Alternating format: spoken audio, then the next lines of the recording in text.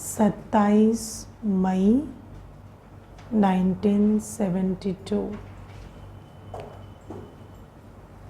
और सार है वाणी का, रावण से विमुख और बाप के सम्मुख रहो।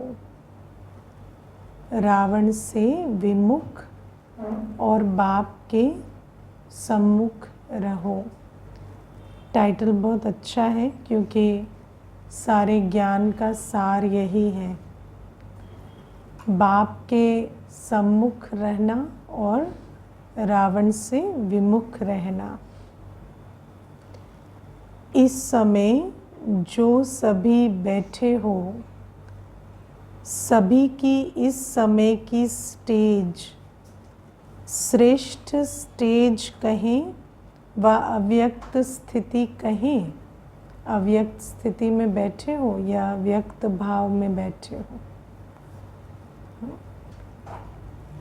बाबा कहते हैं इस समय सभी की अव्यक्त स्थिति है व अभी भी कोई व्यक्त भाव में स्थित है। तो बाबा जैसे पूछकर हमें अटेंशन दिलवा रहे हैं।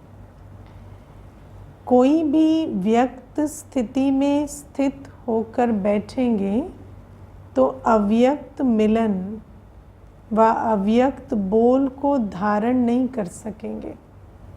है ना, कितनी इंटरेस्टिंग चीज़ है कि पूरी 1 घंटे मुरली में बैठने के बाद धारणा के सार पूछो तो पूरे ब्लैंक हो जाते हैं। क्यों हो जाते हैं? क्योंकि अव्यक्त बोल व्यक्त भाव में धारण नहीं होते। बाबा जिस स्थिति से बोल रहे हैं, अगर हम उसी स्थिति में नहीं बैठे हैं तो बाबा की बात हमें समझ नहीं आएगी। ये तो दुनिया में भी होता है ना। जैसे आप काम पे निकल रहे हैं, ऑफिस के लिए निकल रहे हैं, है ना, रेडी हो गए हैं और बुद्धि में चल रहा है ऑफिस में ये करना है, इतने बजे पहुंचना है, ये मीटिंग है। लेकिन उसी समय जो घर में बच्चा है वो कहता है पिताजी आते समय ना ये वाला खिलौना ले आना, तो आपको और वो बात सुनाई नहीं देती क्योंकि आप उस समय गृहस्थी मोड में नहीं हैं। उस समय आप, है ना, नौकरी के मोड में हैं। तो बुद्धि का मुख जिस तरफ होता है उसकी रिसेप्टिविटी वैसी ही होती है। तो अगर हमारी स्थिति अव्यक्त नहीं है तो बाबा के अव्यक्त स्थिति के बोल हमारी बुद्धि में धारण नहीं होते। तो बाबा कहते हैं कि तो अव्यक्त स्थिति में स्थित हो, जो नहीं है वो हाथ उठावे। है ना, हाँ, अभी को सब स्मार्ट हो गए, कहेंगे अभी अभी बन गए, हाथ क्यों उठाना है ना। अगर इस समय अव्यक्त स्थिति में हो, व्यक्त भाव के भान से परे हो, तो क्यों परे हो? है ना, बाबा कहते हैं ऐसा क्यों होता है कि जैसे क्लास में आते हैं, बाबा के सम्मुख बैठते हैं तो ऑटोमेटिक हमारी स्थिति या देह भान जो है वो ख़त्म हो जाता है और अव्यक्त भान में आ जाते हैं। क्यों होता है ऐसा? क्यों होता है? क्योंकि जिसके सम्मुख बैठे हैं, है ना, उसकी स्थिति मेरी स्थिति बन जाती है। ये बहुत सुंदर नियम है। आप देखना कि जैसे आप घर परिवार में भी बैठे हैं, व्यवहार में भी हैं, लेकिन सामने कोई बुज़ुर्ग बैठे होते हैं तो ऑटोमेटिक अटेंशन चला जाता है कि इस समय ये नहीं बोल सकते, ये नहीं कर सकते, या ये शोभा नहीं देता। तो बाबा कहते हैं जो अपना भान है, अपनी स्थिति है, वो भी किसके सम्मुख बैठे हैं इससे परिवर्तन हो जाती है। तो बाबा कहते हैं अगर इस समय अव्यक्त स्थिति में स्थित हो, व्यक्त भाव के भान से परे हो, तो क्यों परे हो? सभी की एक ही अव्यक्त स्थिति क्यों बनी, कैसे बनी? अव्यक्त बाप दादा के सामने होने के कारण सभी की एक ही अव्यक्त स्थिति बन गई है। और स्पेशली जब मधुबन में बाप दादा के सम्मुख बैठते तो स्थिति वैसे ही एकदम से बन जाती, क्योंकि उसमें मेहनत भी नहीं है, साकार में बाबा सम्मुख बैठे हैं। तो ऐसे ही जैसे साकार में सम्मुख बैठने से स्थिति बदल जाती है, ऐसे ही अगर सदा अपने को बाप दादा के सम्मुख समझ करके चलो तो क्या स्थिति होगी, है ना। सदा अपने को बाप दादा के सम्मुख समझ करके चलो, है ना। हमेशा बाबा सामने बैठा है, बाबा देख रहा है ना, बाबा बोल रहा है। बाबा माना बाबा चुप तो नहीं है ना, बाबा तो ज्ञान का सागर है। तो बाबा को हर समय सम्मुख अनुभव करना, ये हमें बुद्धि से करना पड़ेगा। कल मुझे कोई पूछ रहे थे कि आप लोग ये जो संगम युग कहते हो, तो क्या डिफरेंस है कलयुग और संगम युग में। तो मैंने कहा कि कलयुग मीन्स अनअवेयर लिविंग, संगम युग मीन्स कॉन्शियस लिविंग। हमारा सारा अंतर ही है कि हम हर चीज़ अवेयरनेस में करते हैं, कॉन्शियसली करते हैं। हमारे लिए इस बात हमें ये समझ आ चुका है कि हम कहाँ बैठे हैं, किसके साथ बैठे हैं, किन परिस्थितियों में हैं, वो हम पर तभी प्रभाव डालेंगी जब हम उसकी अवेयरनेस में हैं। लेकिन अगर मैं परिस्थितियों के बीच बाबा की याद में हूँ, अपने आप को आत्मा समझकर बैठी हूँ, तो मेरी इस अवेयरनेस के आधार से मेरे कर्म होते चले जाएंगे। इतना ही तो अंतर है ना, और क्या है। इसी के लिए तो बाबा हमें रोज़ पढ़ाते हैं, सिर्फ इसे पक्का कराते रहते हैं रोज़, है ना। तो बाबा हमें कहते हैं कि कहाँ भी बैठे हो, अपने को याद रखो कि तुम किसी व्यक्ति के सम्मुख नहीं हो, तुम किसी परिस्थिति के सम्मुख नहीं हो, तुम किसी विकारी वायुमंडल के सम्मुख नहीं हो। उससे भी पहले तुम बाबा के सम्मुख बैठे हो, तो उनका प्रभाव तुम पर आने से पहले बाबा का प्रभाव तुम पर आ जाएगा।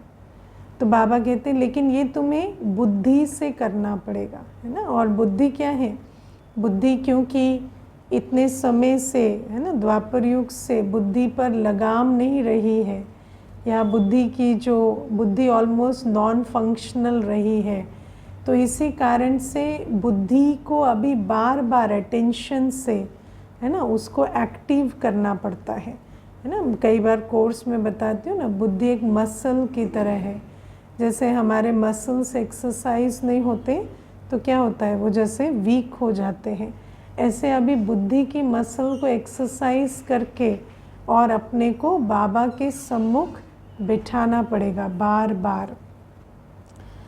तो बाबा कहते हैं कि तो ऐसे ही अगर सदा अपने को बाप दादा के सम्मुख समझ करके चलो तो क्या स्थिति होगी, अव्यक्त होगी ना। सारे दिन भी चाहें तो अव्यक्त स्थिति में रह सकते हैं। तो बाप दादा के सदा सम्मुख रहने के बजाय बाप दादा को अपने से अलग व दूर क्यों समझकर चलते हो। कौन आ जाता है बाप और आपके बीच में, है ना, वो प्रश्न है। क्योंकि किसी के सम्मुख नहीं है ऐसा तो नहीं है, किसी ना किसी के सम्मुख तो होते ही हैं। तो वो जिसके सम्मुख हम अपने को अनुभव कर रहे हैं, वो मेरे और बाप के बीच में आ गया है। जैसे एक सीता का मिसाल सुनाते व सुनते रहते हो कि सीता सदा किसके सम्मुख रहती थी, राम के, है ना। कहाँ पर, हाँ, अशोक वाटिका कहते हैं, बाबा कहते हैं शोक वाटिका। तो शोक वाटिका में भी सीता भले ही राम से दूर थी वैसे, लेकिन कहते हैं कि बुद्धि में सिर्फ एक राम ही थे। तो बाबा कहते हैं सम्मुख अर्थात स्थूल में सम्मुख नहीं, लेकिन बुद्धि से सदा बाप दादा के सम्मुख रहना है।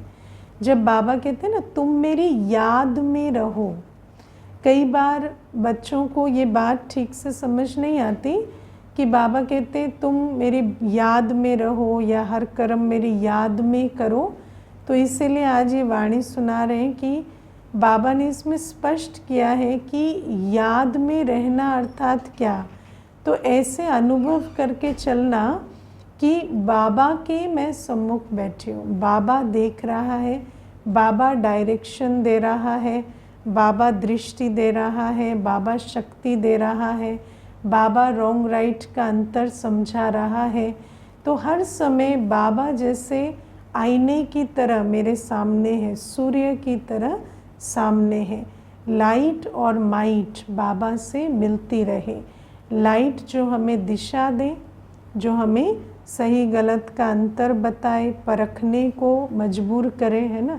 एक तरह से जब बाबा सम्मुख होता है तो ऐसा लगता है कि बाबा देख रहा है, तो अपने को भी होश आ जाता है कि ये नहीं करना है या ये ठीक नहीं है। आप सोचो अगर बाप दादा दिन भर साथ में चलते तो क्या होता, है ना। तो ऐसा हमें चलना है और बुद्धि से बाबा को सम्मुख रखना है। इसी में अपनी सेफ्टी है ना। अपनी सेफ्टी माया से कब है, जैसे भक्ति में करते हैं ना कि अपनी सेफ्टी के लिए कहेंगे डर लगता है ना, तो तकिए के नीचे ये रख लो वो रख लो, कई तरह के उपाय बताते हैं। तो बाबा कहते हैं चलो वो तो एक साइकोलॉजिकल चीज़ है, लेकिन जो माया है जो एक्चुअली तुम्हें बहुत विकर्म कराती है, उससे तुम्हें अगर सेफ्टी रखनी है तो सदा अपने को बाबा के सम्मुख बुद्धि से अनुभव करो। अब ये नेचुरली नहीं होगा, प्रैक्टिस करनी पड़ेगी, क्योंकि ब्रह्मा बाबा का भी अनुभव हम सुनते हैं कि बाबा की याद में बैठते हैं फिर भूल जाती है याद, है ना। तो बाबा कहते हैं अब इतना पुरुषार्थ ब्रह्मा बाबा को भी करना पड़ा जब शिव बाबा तन में बैठे हैं, तो हम बच्चों को भी बहुत प्रैक्टिस करनी पड़ेगी। लेकिन मैं आपको एक चीज़ बताऊँ, प्रैक्टिस जो है ना उसका संस्कार भी आज व्यक्ति के अंदर नहीं है। आज आप किसी को पूछो कि आप कोई भी ऐसा स्पोर्ट या म्यूज़िक या कला या पढ़ाई भी या कोई भी चीज़ ऐसी करते हो जिसमें प्रैक्टिस करते हो, तो आजकल प्रैक्टिस नहीं करते। आजकल क्या है, रेडीमेड फास्ट का ज़माना हो गया। तो बाबा कहते हैं ये जो प्रैक्टिस करना है ना, प्रैक्टिस क्या होती है, प्रैक्टिस में कोई एंटरटेनमेंट नहीं होता। एक ही चीज़ को आप बार बार लक्ष्य को सामने रख के करते। प्रैक्टिस में लक्ष्य ज़रूरी होता है। जो प्रैक्टिस करते हैं ना उनको लक्ष्य बहुत क्लियर होता है। जिसको मालूम है मुझे अच्छा क्रिकेटर बनना है, वो ये नहीं सोचता मैं कल भी यही प्रैक्टिस कर रहा था आज भी यही प्रैक्टिस कर रहा हूँ।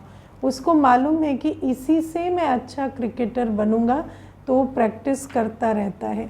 तो बाबा कहते हैं जिसको लक्ष्य समझ में आता है ना, वो प्रैक्टिस कर कर के बाबा की याद को एक रस बनाते हैं, है ना। जैसे ही भूल जाए फिर प्रैक्टिस करो। प्रैक्टिस करने के लिए हमें एक संस्कार बनाना पड़ेगा प्रैक्टिस का, जो मैं समझती हूँ आजकल नहीं है। आजकल हम कोई भी चीज़ में प्रैक्टिस नहीं करना चाहते। जिस चीज़ में फोकस चाहिए, अटेंशन चाहिए, इसीलिए तो आजकल कलाएं नहीं है ना। आजकल लोग आर्ट और ड्राइंग भी करते हैं तो डिजिटल मीडियम पे ऐसे ही कर लेते हैं ना। आजकल वो बात नहीं रही कि बुद्धि से अपने को प्रैक्टिस करके योग्य बनाए। तो बाबा कहते हैं लेकिन यहाँ तो सब्स्टिट्यूट नहीं है, ये चीज़ तो सिस्टम में ऐप से नहीं होने वाली, ये तो प्रैक्टिस ही करनी पड़ेगी। तो बाबा कहते हैं कि बाप दादा के सम्मुख रहना अर्थात रावण माया से विमुख रहना है। बाबा के सम्मुख नहीं रहेंगे तो रावण तो इतना पुराना मित्र है ना कि पता ही नहीं चलता कि हम रावण के साथ फिर हो लिए, है ना। तो बाबा कहते हैं जब माया के सम्मुख हो जाते हो तो बाप से बुद्धि विमुख हो जाती है। जो अति प्यारे ते प्यारा संबंध होता है उससे स्वतः ही सम्मुख भी बैठने उठने खाने पीने चलने अर्थात सदा साथ का अनुभव होता है। तो बाबा कहते हैं फिर एक तो प्रैक्टिस, दूसरा प्यार चाहिए बाबा से, है ना। प्रैक्टिस तो चाहिए ही चाहिए, लेकिन प्यार चाहिए। जब प्यार होगा बाबा से तो अनुभव होगा कि बाबा के साथ उठ रहे हैं, बैठ रहे हैं, चल रहे हैं, खा रहे हैं, बोल रहे हैं। आप देखो आजकल क्या है ना, ये ज्ञान बहुत इंटेलेक्चुअल हो गया, लेकिन राजयोग माना इसमें हर प्रकार का रस चाहिए। तो जो प्यार की कमी है ना, आज बाबा के साथ प्यार की बहुत कमी है। आजकल भाई बहनें ऐसे प्रश्न पूछते हैं, भगवान को भोग क्यों लगाना होता है। ये प्रश्न कौन पूछते हैं? जिनको प्यार नहीं समझ में आया, है ना। आप देखो कि दुनिया में घर में भी कोई आता है तो उसको भोग खिलाते हैं, उसको कुछ खिलाते हैं, है ना। कई बार वो खाने वाला नहीं है, मालूम भी होता है, तो भी उसके सामने रखते हैं और कहते हैं हमारा तो मन है ना, आप भले खाओ ना खाओ, हमने तो प्यार से बना कर रखा है। तो भावना और प्यार की इतनी कमी हो गई है कि आजकल ब्राह्मण बच्चे ऐसे प्रश्न पूछते हैं, भगवान को भोग क्यों लगाना होता है ना। वो तो खाता नहीं है, तो खाता नहीं है तो क्या तुम उसे ऑफ़र नहीं करोगे? भावना नहीं है क्या तुम्हारी? हाँ। तो मुझे याद है एक बार एक बच्चा था, तो वो चल नहीं सकता था, उसके पैर में फ्रैक्चर आ गया था। तो माता पिता ने उस समय पर एक पार्टी ऑर्गेनाइज़ की, तो कहता मैं तो चल भी नहीं सकूँगा।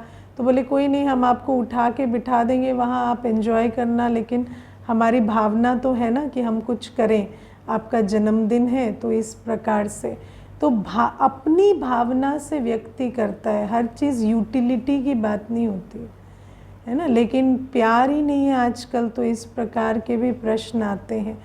तो बाबा कहते हैं कि ये जो प्यार है ना बाबा से, जब प्यार होता है तो आपको हर चीज़ का लॉजिक समझ में आता। प्यार अपने आप में एक बहुत बड़ा लॉजिक है ना। तो प्यार, most of the questions will be answered because I love you, है ना। तो कोई भी चीज़ में जब लॉजिक, प्यार का जो लॉजिक है ना वो बहुत डिफरेंट होता है ना। तो बाबा कहते हैं कि देखो व्यक्ति बीमार होता है, आप जाग के उसके बगल में बैठे हो, इसलिए नहीं कि उसको कोई ज़रूरत है, वो तो नर्स भी दे सकती है, उसको कोई चीज़ आवश्यक होगी, लेकिन प्यार आपको जगा के बिठाता है।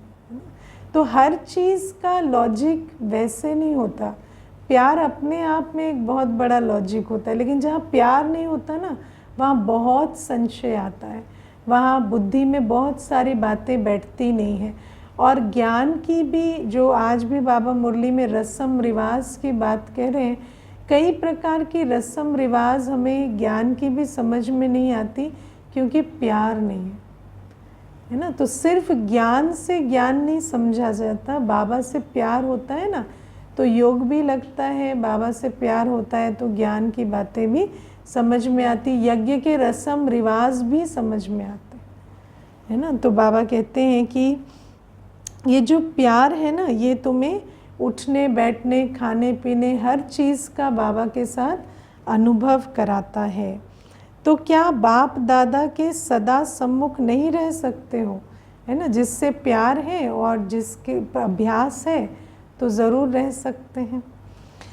तो बाबा कहते हैं कि अगर सदा सम्मुख रहेंगे तो सदा अव्यक्त स्थिति रहेगी, तो दूर क्यों हो जाते हो?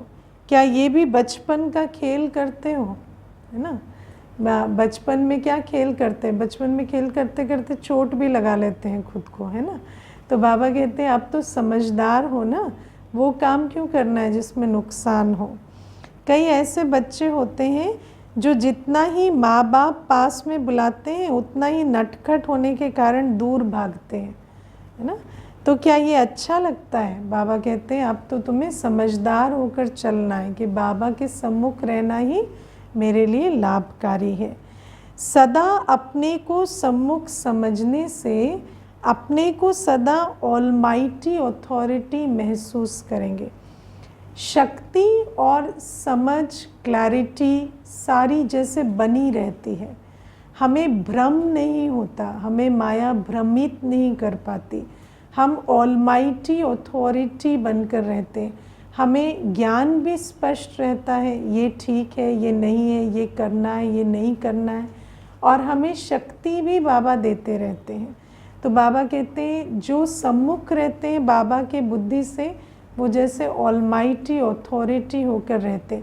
उनके मेरा ऐसा अनुभव है कि उनके मुख से हमेशा ये होता है ये होना चाहिए और यही हो रहा है, ये नहीं ये होना चाहिए पर ये नहीं हो पा रहा है ना। तो ये जो ऑलमाइटी अथॉरिटी के बोल होते हैं वो ये समझते हैं ये होना चाहिए, ये भी क्लैरिटी है, और वो ही हो रहा है, उतनी ताकत भी है। ऐसा नहीं होना ये चाहिए और हो ये रहा है।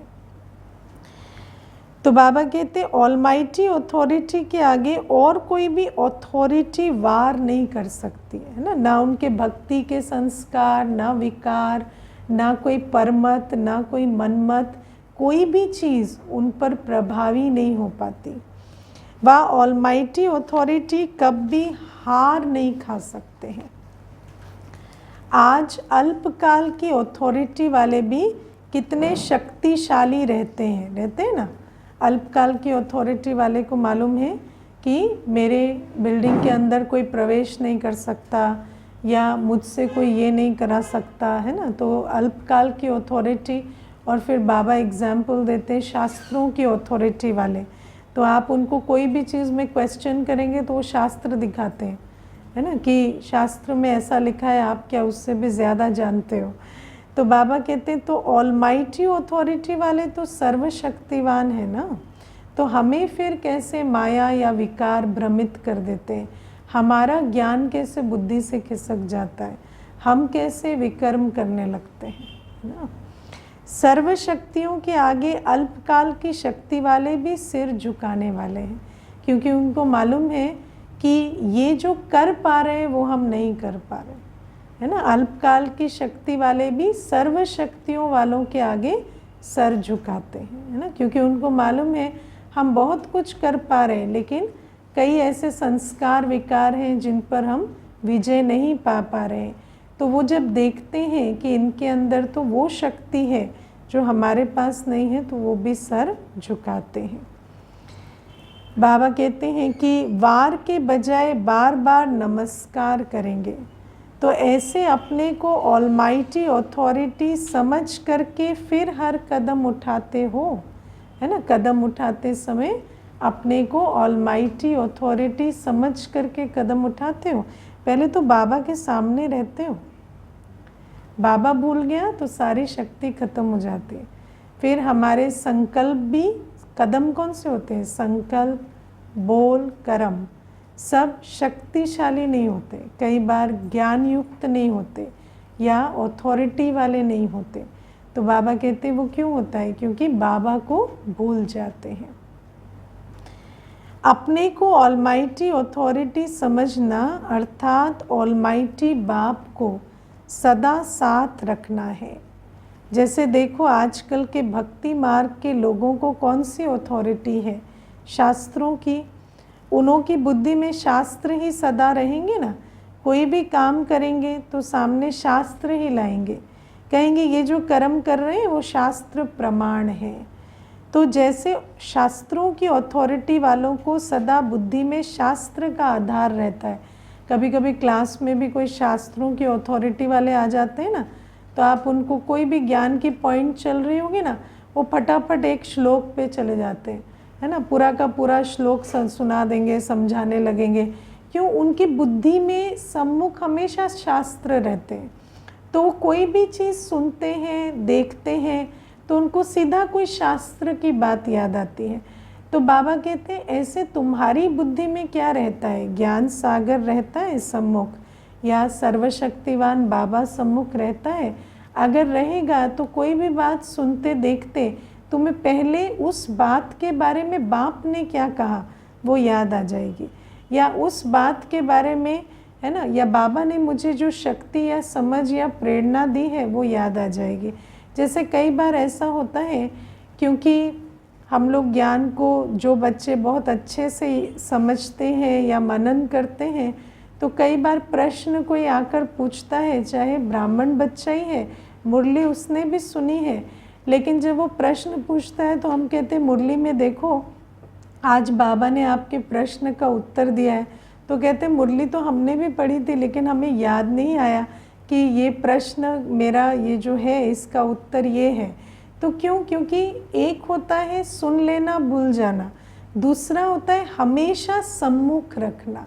जैसे आप जीपीएस चला के चलते हो या मैप सामने रख के लोग ट्रैवल करते हैं ना, तो वो मैप सामने रहता है तो हर टर्न पे आप मैप देख रहे हैं कि ठीक टर्न लिया या नहीं लिया।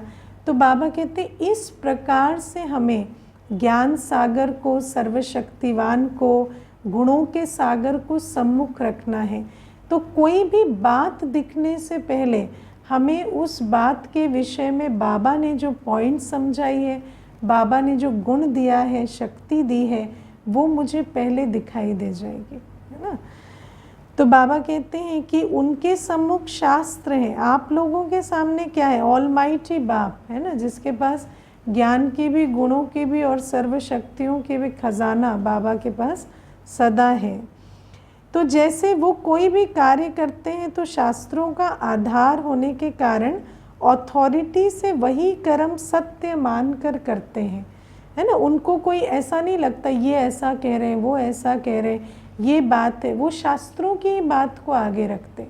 ऐसे हमें भी बाबा ने जो कहा है, भले ही सामने पराजय की सीन है, बाबा ने कहा है आज सफलता मुहूर्त, तो मुझे सिर्फ वही सुनाई दे, मुझे पराजय की सीन दिखाई ना दे, तब कहेंगे कि मैं बाप को सम्मुख रख कर चल रही हूँ, है ना। बाबा ने मुझे कहा है तुम तो शांति के सागर की संतान हो, तो चाहे सामने वाला कितना भी क्रोध कर रहा है, मुझ तक उसका क्रोध पहुँच ना सके, मुझे मेरे स्वमान से हिला ना सके, तब कहेंगे कि हाँ मैं ऑलमाइटी अथॉरिटी को देखकर चल रही हूँ। नहीं तो हम परिस्थिति को देखकर चल रहे हैं। तो बाबा कहते हैं कि कोई भी बात में बार बार कहेंगे कि शास्त्रों की अथॉरिटी से हम बोलते हैं शास्त्र कब झूठे हो ना सके, जो शास्त्रों में है वही सत्य है ना। मम्मा को कितना निश्चय था, आपने वो कहानी सुनी है ना कि बाबा ने कहा मम्मा पार्टी के लिए हलवा बनाओ, तो सबको मालूम है कि हलवा बनने में जितना टाइम लगेगा और इनको स्टेशन में जितना पहुंचने में लगेगा, उस हिसाब से ये पहले पहुंच जाएंगे, हलवा बाद में तैयार होगा। लेकिन मम्मा ने अपना दिमाग नहीं लगाया, मम्मा ने कहा नहीं, बाबा ने कहा कि हलवा पहुंचेगा तो पहुंचेगा, और बाबा ने पहुंचाया हलवा और उस पार्टी को मिला। तो बाबा कहते तुम किसी और की बात को या अपने अनुभव को या दुनियावी ज्ञान को या परिस्थितियों की लिमिटेशन को बुद्धि में नहीं रखो, तुम बाप को बुद्धि में रखो। तो बाबा कहते हैं कि इतना अटल निश्चय रहता है। हाँ, बाबा कहते हैं ऐसे ही जो ऑलमाइटी बाप की अथॉरिटी है, उसकी अथॉरिटी से सर्व कार्य हम करने वाले हैं। हमें परिस्थितियाँ या शरीर या संबंध मंजिल तक नहीं पहुँचाएंगे, हमारा हर कार्य परमात्म शक्ति से होगा, है ना। लेकिन पहले तो हम बाप के बने ना, हमेशा बाबा सम्मुख रहे, इतना दिल का प्यार हो, उसके लिए तो श्रीमत पर चलें। जिसने तन नहीं लगाया, मन नहीं लगाया, धन नहीं लगाया, उसकी वो अवस्था नहीं होगी कि उसको लगे मैं परमात्म शक्ति से चलूँगा। फिर जिसके लिए लगाया है ना, हमेशा उसी के ही भरोसे रहेंगे। लगेगा बच्चा नहीं पूछता, युगल नहीं पूछता, हमने सारी ज़िंदगी इनके पीछे लगाई, तो तुम्हारी गलती है ना उसके पीछे लगाई। जिसने तुम्हें वायदा किया मैं तुम्हारे लिए बैठूंगा, उसके लिए तो तुमने लगाया नहीं, है ना। तो बाबा कहते हैं कि इतना निश्चय हो, है ना। तो बाबा कहते हैं कि हम ऑलमाइटी अथॉरिटी की अथॉरिटी से सर्व कार्य करने वाले हैं। ये इतना अटल निश्चय हो जो कोई टाल ना सके, ऐसा अटल निश्चय है। सदैव अपनी अथॉरिटी भी याद रहे, है ना। पहले तो अथॉरिटी बनाए, है ना, भिखारी से अधिकारी बने, लेकिन अभी अधिकारी बनना पड़े, है ना। बाप के साथ इतना संबंध निभाना पड़े, इतना योगी सहयोगी बनना पड़े कि इतनी अथॉरिटी हमारे अंदर आ जाए कि परमात्म अथॉरिटी के आगे और कोई अथॉरिटी काम ना करे।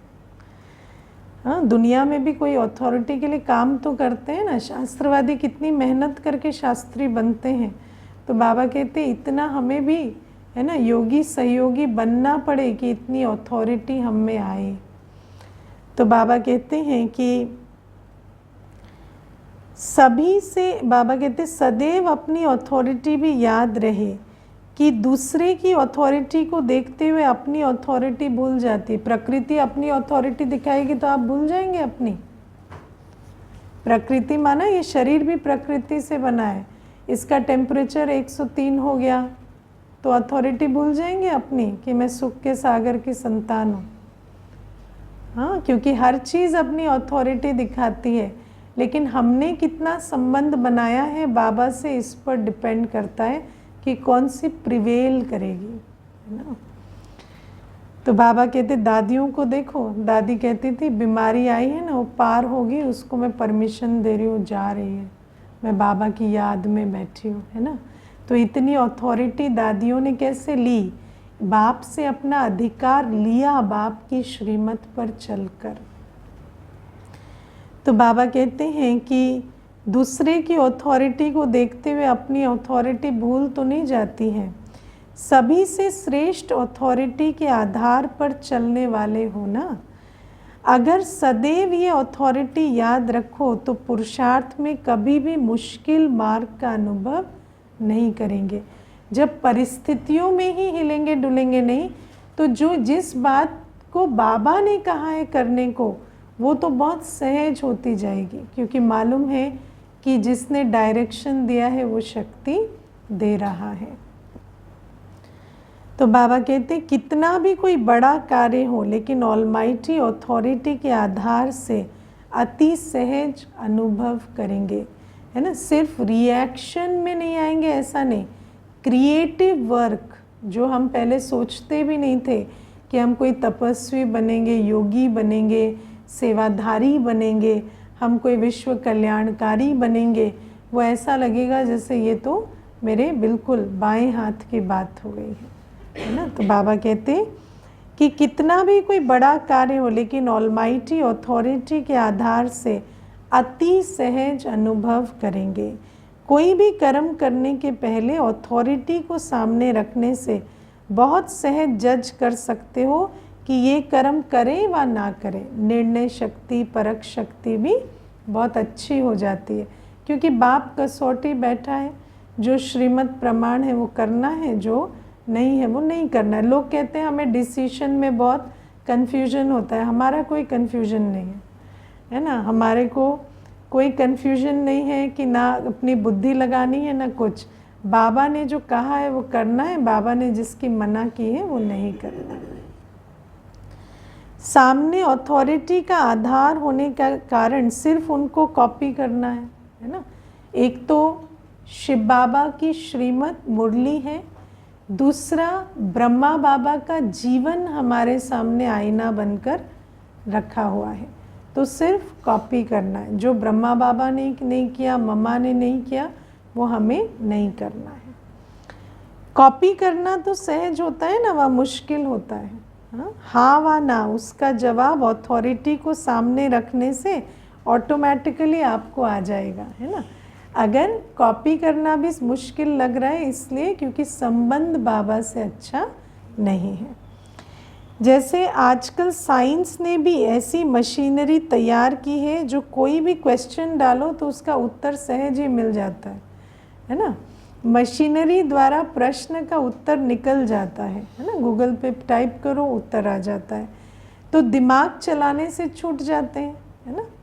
तो ऐसे ही ऑलमाइटी अथॉरिटी को सामने रखने से जो भी प्रश्न करेंगे उसका उत्तर प्रैक्टिकल में आपको सहज ही मिल जाएगा, है ना। तो ज्ञान की ज्ञान गूगल पे टाइप करना पड़ेगा या बाबा की जीवन में झांक के देखना पड़ेगा कि बाबा ने क्या किया, तो उत्तर बहुत इजीली मिल जाएगा।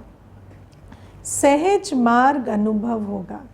ऐसे सहज और श्रेष्ठ आधार मिलते हुए भी अगर कोई उस आधार का लाभ नहीं उठाते तो उसको क्या कहेंगे? हाँ, क्या कहेंगे फिर? हाँ, अपनी कमज़ोरी।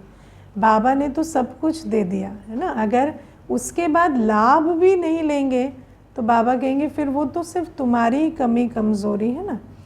तो कमज़ोर आत्मा बनने के बजाय शक्तिशाली आत्मा बनो और बनाओ। अब बनना तो खुद ही पड़ेगा ना, अब बाबा ने तो सामग्री दे दी, शक्ति बनानी तो अपनी खुद ही पड़ेगी। अपने को ऑलमाइटी अथॉरिटी समझने से 3 मुख्य बातें ऑटोमेटिकली अपने में धारण हो जाएंगी। वो 3 बातें कौन सी है ना, तो समझना। बुद्धि की ड्रिल करने से सुना हुआ ज्ञान दोहराते रहो, ये भी अच्छा है, इसमें भी शक्ति बढ़ती है। कोई भी अथॉरिटी वाले होते हैं, साधारण अथॉरिटी वालों में भी 3 बातें होती हैं, ठीक है, जो दुनिया में भी किसी भी अथॉरिटी वाले होते हैं। मानो कोई पॉलिटिकल पावर वाला है या धर्म सत्ता वाला है, तो उसके पास भी 3 बातें होती हैं। कौन सी? एक निश्चय, दूसरा नशा और तीसरा निर्भयता। होते हैं कि नहीं? हाँ, पॉलिटिकल पावर वाले को कितना निश्चय होता है कि मैं कुछ भी कर सकता हूँ, नशा होता है, निर्भयता होती है कि मेरा कोई क्या बिगाड़ लेगा, है ना। तो लेकिन वो तो भ्रम होता है फिर ऐसी भी बातें आएंगी जीवन में जब वो भ्रम टूटता है, तो वो विनाशी होता है, अल्पकाल का होता है। लेकिन निश्चय, नशा और निर्भयता होती ज़रूर है, भले ही अल्पकाल की होती है, लेकिन बाबा कहते हैं यहाँ तो सदा काल का निश्चय, नशा और निर्भयता, क्योंकि ऑलमाइटी अथॉरिटी है। ये 3 बातें अथॉरिटी वाले रॉन्ग होते भी, अयथार्थ होते भी, कितना दृढ़ निश्चय बुद्धि होकर बोलते व चलते हैं। जितना ही निश्चय होगा उतना निर्भय होकर नशे में बोलते हैं। ऐसे ही देखो, जब आप सभी ऑलमाइटी अथॉरिटी हो, सभी से श्रेष्ठ अथॉरिटी वाले हो, तो कितना नशा रहना चाहिए और कितना निश्चय से बोलना चाहिए, है ना। हम ज्ञान की बातों को इतना निश्चय से बोलते हैं, इतना नशे में रहते हैं अपने स्वमान के, बाबा ने जो हमें प्राप्तियां बताई हैं उसके उतने नशे में रहते हैं, या सोचते हैं पता नहीं सत्युग आएगा या नहीं आएगा, बाबा तो बोल रहा है लेकिन पता नहीं, है ना। तो बाबा के गिफ्ट्स का, खजानों का इतना नशा रहता है, इतने नशे से हम बोलते हैं ज्ञान की बातें। तो बाबा कहते हैं कि और फिर निर्भयता भी चाहिए। कोई भी किस भी रीति से हार खिलाने की कोशिश करे, माया कितना ही आकर्षक रूप बनाए या विकराल रूप बनाए, हमें डरा ना पाए, है ना। मैंने बताया ना, शरीर का टेम्परेचर बहुत बढ़ गया, है ना, ऐसा लगा शरीर छूट भी जाए तो भी मन हलचल में ना आए, इतनी निर्भयता होनी चाहिए। तो बाबा कहते हैं कोई भी मारने तक को आ गया, कल बाबा ने कहा ना, लौकिक पिता बहुत डराएगा, है ना, पतित नहीं बनोगे तो ये कर देंगे, वो कर देंगे, लेकिन डरना नहीं है, समझना है कि बाबा की श्रीमत पर कर रहे हैं तो बाबा संभालेगा, है ना। तो बाबा कहते हैं निर्भयता होनी चाहिए, श्रीमत पालन करने में इतनी निर्भयता हमें होनी चाहिए। कोई भी देखो, माया हमेशा यहाँ वार करती है, और किसको करती है? जिसमें भय है। अगर कोई हमें डरा नहीं सकता तो मार नहीं सकता, जो डरता है वो मरता है तो देखो, दुनिया में कहते हैं टेररिज्म, है ना। क्यों? क्योंकि डर ही टूल है, टेरर ही क्रिएट किया जाता है। जहाँ भय आ जाता है ना, वहाँ कमज़ोर आत्मा को फिर आप कुछ भी करा सकते हैं। आप कोई भयभीत है ना, एक छोटी सी आवाज़ भी उसका हार्ट फेल कर सकती है। भय वाले को सांप की ज़रूरत नहीं, रस्सी से भी उसका हार्ट फेल हो सकता है। तो बाबा कहते हैं इसीलिए ये जो निर्भयता है ये आनी चाहिए, कि चाहे कोई भी बात हो जाए, चाहे संबंधों से, शरीर से, प्रकृति से, कितने भी पेपर आए, परिस्थितियों से, लेकिन मेरी कल्प कल्प विजय हुई है, होगी। लेकिन वो तब होगी जब इतनी अथॉरिटी बनाएंगे, है ना, श्रीमत पर चलने से ही अथॉरिटी बनती। तो वो निश्चय, नशा और निर्भयता, ये निशानियां दिखाई देंगी। तो बाबा कहते हैं कि कोई भी किसी भी रीति से हार खिलाने की कोशिश करे, लेकिन निर्भयता, निश्चय और नशे के आधार पर कब हार खा सकेंगे? नहीं, सदा विजयी रहेंगे। विजयी ना होने का कारण इन 3 बातों से कोई बात की कमी है, क्योंकि माया तो अपना काम करेगी, वो तो पेपर लेगी। लेकिन हम हार क्यों खाते हैं? इसलिए नहीं कि माया ने पेपर लिया, माया ने तो अपना काम किया, लेकिन हमारे अंदर भय है, इसलिए माया हमें हरा सके। तो बाबा कहते कईयों को वैसे शरीर का भय नहीं होता है, मान शान लूट जाने का बहुत भय होता है, इज्जत खो जाने का भय होता है, धन खो जाने का भय होता है ना, संबंध छूट जाने का भय होता है। जिसको जो भय होता है ना, माया उसी तरफ वार करती है। आप बहुत कहेंगे ना, हमें तो बस इज्जत प्यारी है ना, तो माया वही परिस्थिति क्रिएट करेगी जहाँ आपको इज्जत का भय लगेगा और आपसे मर्यादा का उल्लंघन होगा, है ना। श्रीमत परमत कुछ दिखाई नहीं देगी, लगेगा कि श्रीमत पर चलने से हमारी बदनामी होगी, मनमत पर चलने से हमारा नाम होगा, है ना। तो बाबा कहते हैं ये सारे जितने भी भय हैं, जब तक बाबा की श्रीमत पर निश्चय नहीं है, तो माया किसी न किसी प्रकार से हमें भयभीत करेगी या प्रलोभित करेगी। तो बाबा कहते हैं कि तो ये तीनों ही बातें अपने आप में देखो कि कहाँ तक हर कदम उठाने में ये बातें प्रैक्टिकल में, हर कदम, हर सोच, हर बोल, हर कर्म में ये चेकिंग होनी चाहिए कि निश्चय, नशे और निर्भयता से चल रहे हैं। एक होता है टोटल नॉलेज में, बाप में निश्चय, लेकिन कोई भी कर्म करते, बोलते, ये तीनों ही क्वालिफिकेशन रहे। वो प्रैक्टिकल की बात दूसरी होती है ना। थ्योरी में कहना कि बाप पर निश्चय वो अलग है, लेकिन प्रैक्टिकल में जब कर्म करते हैं तब निश्चय बुद्धि होकर चलना, वो नशा गायब ना हो, भय ना लगे, वो प्रैक्टिकल की सब्जेक्ट अलग है ना। जब बदनामी का पेपर आए, कोई आरोप लगा दे, कोई इंसल्ट करे, उस समय बाबा के महावाक्यों पर ज़्यादा निश्चय हो और निर्भयता से चल पड़े, वो प्रैक्टिकल पेपर अलग है। और जब ये तीनों बातें हर कर्म, हर बोल में आ जाएंगी, तभी आपके हर बोल और हर कर्म ऑलमाइटी अथॉरिटी को प्रत्यक्ष करेंगे। तब देखने वाला कहेगा कि हाँ, इनके अंदर कोई ऐसी चीज़ है जो दूसरों के पास नहीं है ना। क्योंकि वैसे तो वो कहते थे ना कि इतना पानी पिएंगी तो कहेंगे हाँ, इतना खाना खाएंगे हाँ, फिर ऐसे ताली मारेंगे तो आँख ऐसे हो जाती थी, तो कहते डर गए, है ना। तो ऐसे बातों के शेर तो बहुत होते हैं ना, बात किया, बातों में तो सभी बहुत बड़ी बड़ी बातें करते हैं, लेकिन जब प्रैक्टिकल में निर्भयता दिखती है ना, तो व्यक्ति समझता है हाँ, इनके पास कुछ और ही है, कि ऐसी बात में भी ये हिले नहीं। तो बाबा कहते हैं अभी तो साधारण समझते हैं, इन्हों की अथॉरिटी स्वयं ऑलमाइटी बाप है, ये नहीं अनुभव करते।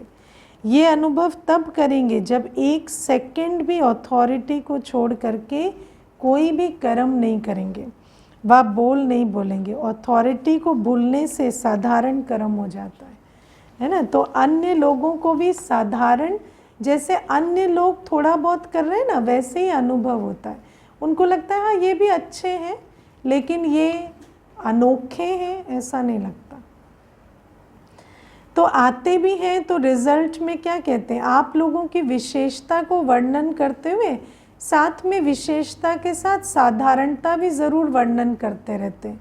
कैसे कहते हैं, और संस्थाओं में भी ऐसे है, जैसे वो कर रहे हैं ना वैसे ये भी कर रहे हैं, तो साधारणता हुई ना, है ना। क्योंकि हमारे बोल में भी वही बोल नज़र आते हैं, वही संकल्प नज़र आते हैं, क्योंकि अभी भी हम पूरी श्रीमत पर नहीं चलते। 1-2 बात विशेष लगती है, लेकिन हर कर्म, हर बोल विशेष लगे, जो और कोई से तुलना ना कर सके, वो स्टेज तो नहीं आई है ना। ऑलमाइटी, देखो हम ज्ञान भी बहुत मिक्स करके सुना देते हैं, है ना, प्योर ज्ञान भी नहीं सुनाते, निर्भयता नहीं है, निश्चय नहीं है, तो मिक्स करके सुनाएंगे तो कहेंगे हाँ ये बात यहाँ भी कही जाती है, वहाँ भी कही जाती है। लेकिन बाबा कहते हैं अथॉरिटी से करें ना तो मालूम पड़े कि हाँ नहीं, ये दूसरों जैसे नहीं है, इनकी बात ही अलग है।